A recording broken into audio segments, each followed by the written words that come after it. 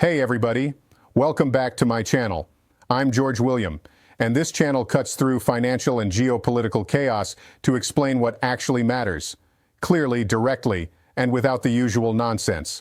Subscribe and turn on notifications, because what we're breaking down today exposes how modern warfare is really funded, controlled, and weaponized.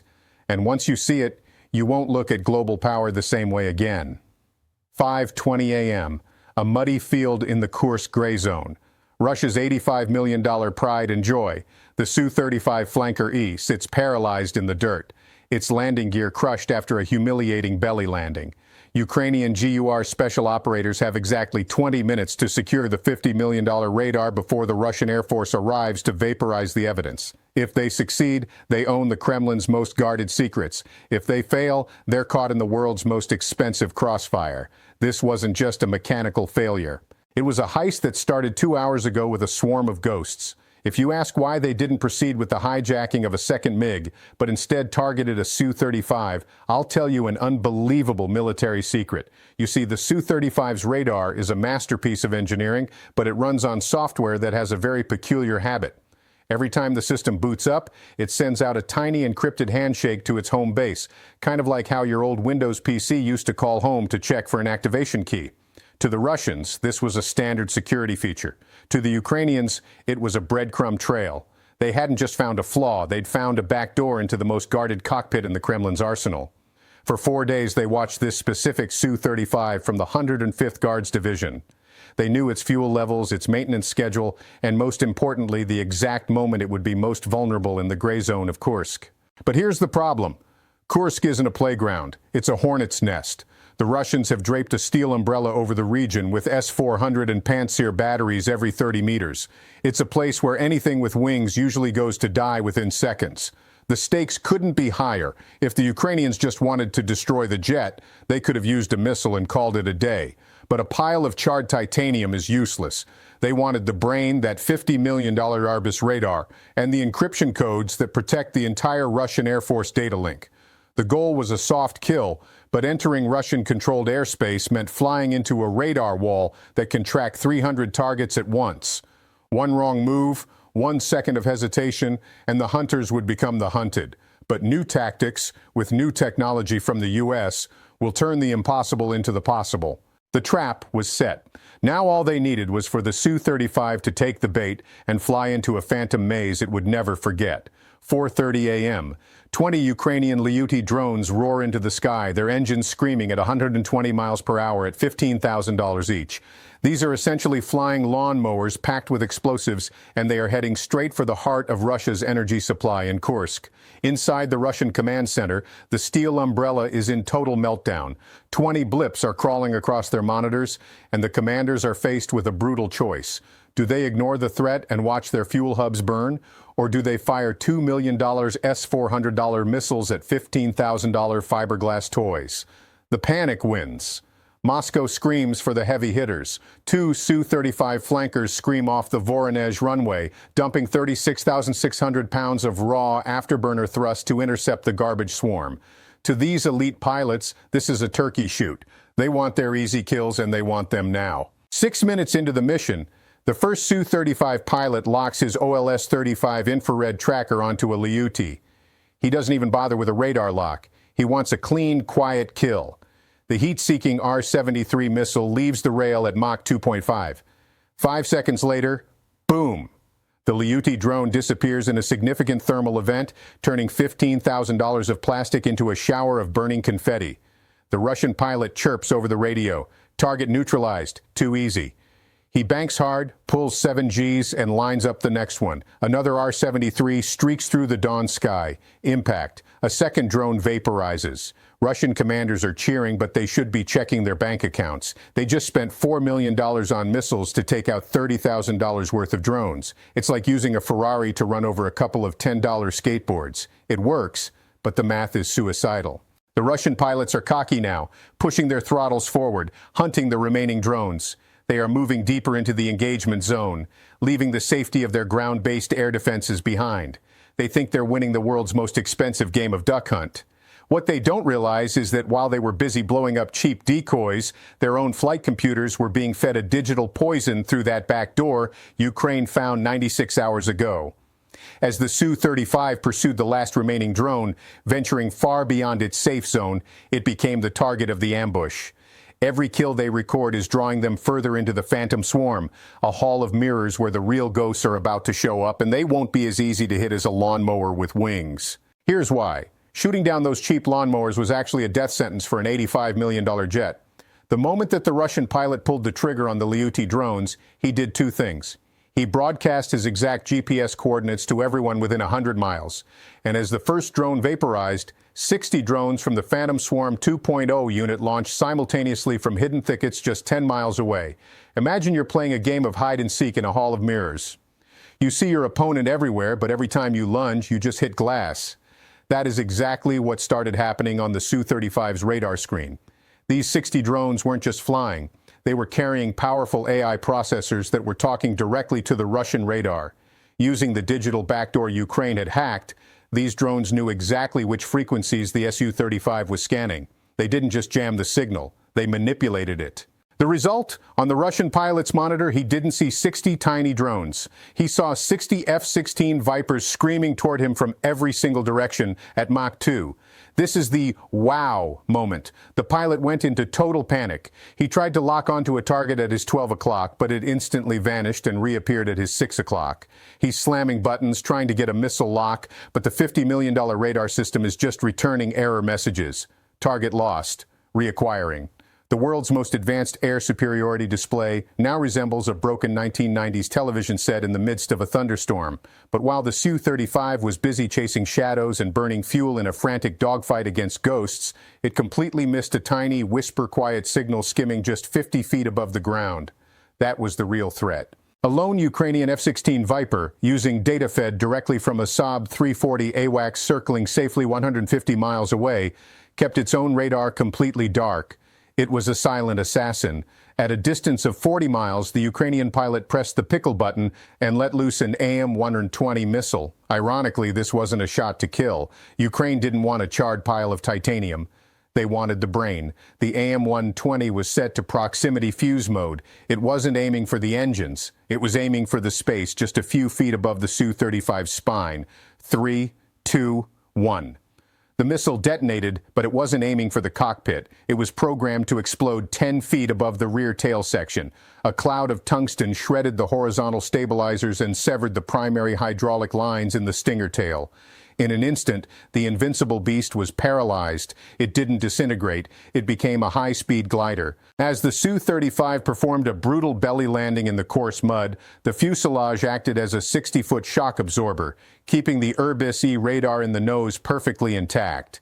The Russian pilot has exactly 1.5 seconds to make a choice. He pulls the handles, the canopy jets away, and the pilot is punched into the sky under a white parachute, watching his $85 million career disappear into the dirt. But the real war is just beginning. Every radar operator within 200 miles just saw that blip vanish. Moscow is in total frenzy. They know exactly what's on that plane. The ERBS radar is the crown jewel, and they'd rather turn that field into a crater than let Ukraine touch it. 5:22 a.m. Back at Russian command, the order is cold and immediate. Vaporize the wreckage. No survivors, no evidence. Two Su-34 fullback bombers orbiting 60 miles away are immediately vectored to the crash site. Their mission is simple. Drop 4 FAB-500 laser-guided bombs and turn that Su-35 into a 30-foot crater before the Ukrainians can even smell the jet fuel. However, the GUR Grand Theft Aero team is already there. Emerging from a nearby tree line like a monster from a heavy metal music video, the M-70 HIJACKED heavy equipment transporter roars into view. Imagine the world's most aggressive Uber XL, but built by Oshkosh and designed to haul 70-ton M1 Abrams tanks through liquid mud. This 8x8 beast, powered by a 700-horsepower Detroit diesel engine, churns through the earth, its 53-inch tires leaving ruts deep enough to bury a motorcycle. The GUR technicians jump out before the truck even stops. They have exactly 12 minutes. Moving a Su-35 with its 50-foot wingspan is impossible on these roads, so they attach linear-shaped charges along the wing roots. In a controlled snap, the massive wings are severed. The Kursk mud, flash-frozen by the morning chill, acts like a lubricated slide. The M-1070's dual 55,000-pound winches scream as they drag the wingless fuselage onto the trailer. It's a 15-ton heavy metal ballet, rehearsed 50 times on old Soviet frames. The clock is ticking and the sky isn't waiting. Vampire! Vampire! The Ukrainian Saab 340 AWACS, loitering safely behind the border, detects the Russian Su-34s locking their laser designators. The Russians launched 2 Kh-29 missiles, each carrying a 700-pound warhead, streaking toward the wreckage at Mach 2. But Ukraine didn't just bring a truck. They brought an invisible shield. The 50 remaining AI drones form a multispectral obscuration wall at 500 feet. They release a thick cloud of carbon fiber chaff and metallic aerosols. To the Russian Su-34's laser designators and TV-guided Kh-29 missiles, the crash site simply vanishes. The laser beams scatter uselessly against the aerosol cloud, and the TV seekers are blinded by a gray void. The missiles lose lock, overshooting the wreckage by 974 feet. The shockwave shatters the windows of a nearby farmhouse, but the Su-35 remains intact. The Russian Su-34 pilots are furious. They dive lower, trying to get a visual, but they run straight into the Patriot trap. A Ukrainian Patriot battery, hidden in a forest 20 miles away, finally switches its radar from standby to kill. Search mode is a lighthouse. Track mode is a spotlight. The Su-34's radar warning receiver screams a solid tone. The Russian pilot jinks hard, dumping chaff like his life depends on it, because it does. A PAC-3 interceptor leaves the canister at Mach 4. In less than 15 seconds, the sky over Kursk is lit up by a $50 million fireball as the first Su-34 is neutralized. Down on the ground, the M-1070 driver is sweating through his tactical vest. The Su-35 is finally on the trailer, but it's sitting awkwardly. 8,000 tons of grain silo in our last video was heavy, but this is $85 million of don't drop it. Go, go, go! The M-1070 slams into gear, its 18-speed transmission screaming as it pulls the streamlined 15-ton fuselage load onto the paved road. They are moving at 45 miles per hour, fast for a house on wheels, but a sitting duck for Russian artillery. Moscow is now throwing everything they have. They launch a swarm of 10 Lancet suicide drones from a nearby ridge. These are the scalpels of the Russian army. They dive at 100 miles per hour, aiming for the M-1070's engine block. But Ukrainian electronic warfare specialists on the back of the HET activate a frequency-hopping dome. Using Starlink Mini for real-time data sync, they create a 300-foot dead zone. As the Lancets enter the radius, their video feeds turn to static. 4 Lancets go dumb, crashing harmlessly into the ruts. 3 more are picked off by GUR operators using handheld Skynode jammers. It's a 30-mile dash to the border through a corridor of fire. Russian 152mm artillery is bracketing the highway, the shells landing closer and closer. Every impact sends a spray of shrapnel against the exposed airframe. It sounds like 1,000 hammers hitting a bell. The GUR team isn't just driving, they're working. Inside the trailer support cabin, a technician has a fiber optic cable snaked into the Su-35's avionics bay. He's not looking at the artillery, he's looking at the code. "I've got it," he whispers over the comms. The Urbis is still pinging. It's trying to call home. The Russian radar, even in its dead state, is still a traitor. It's broadcasting a low-power maintenance signal designed to help Russian technicians find a lost bird. But in the hands of the GUR, this signal is a digital compass. As the M-1070 crosses the final bridge into Ukrainian-held Sumy, the Russian Iskander ballistic missile finally arrives. It's too late. The missile's 1,000-pound warhead vaporizes the bridge exactly 45 seconds after the M-1070 cleared it. The heist is successful. The big boy has delivered the prize. The Su-35 sits on the trailer, muddy, battered, but its brain is wide open for the taking. As the M-1070 HET rolls into a heavily camouflaged hangar in the Sumy region, this is where the ultimate betrayal transforms from a battlefield heist into a strategic earthquake for the Kremlin. Inside the hangar, Ukrainian GUR cyber engineers isolate the Su-35's Urbis-E radar in a Faraday cage, a room that kills all rogue transmissions. But they don't just sit there. They plug a fiber optic cable directly into the maintenance port, creating a man-in-the-middle bridge. This allows the radar to think it's talking to the sky while the GUR filters every data packet. What they find inside this digital link is the holy grail of lazy Russian engineering. Remember that call-home handshake we mentioned? It turns out the Russian Su-35's avionics suite operates exactly like a high-end but poorly secured smart home system. To maintain air superiority sync, every Su-35 in the 105th Guards Division is programmed to periodically ping a central server at the Voronezh Air Base to update its encrypted data link. It's the ultimate irony. Russia's most advanced fighter jet has the digital loyalty of a stolen iPhone trying to find its owner. Instead of blocking the signal, the GUR technicians create a digital sandbox, a fake environment that tricks the Su-35 into thinking it's still sitting on a Russian tarmac. The radar pings Voronezh, and Voronezh pings back. Bingo. The backtrace is instantaneous. Within minutes, the Ukrainians aren't just looking at one jet. They are looking through the eyes of the entire Voronezh Air Base. They've bypassed the firewall and now have a real-time map of every hangar, every fuel depot, and most importantly, the exact GPS coordinates of every other Su-35 currently undergoing maintenance.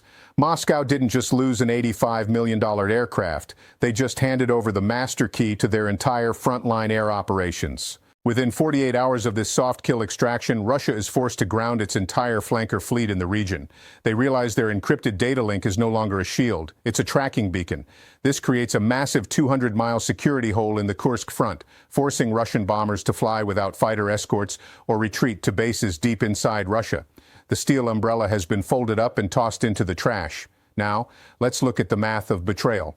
On one side, you have the Kremlin, which spent 15 years and billions of rubles developing a Raptor killer that ended up being captured by a 700-horsepower truck and some clever code.